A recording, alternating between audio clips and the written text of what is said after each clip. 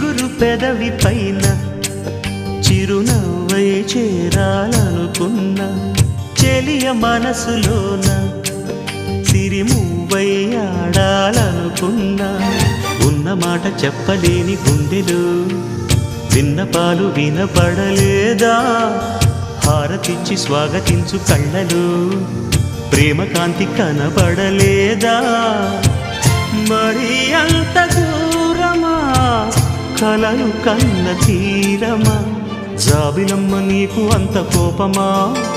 జాజి పూల మీద జాలి చూపుమా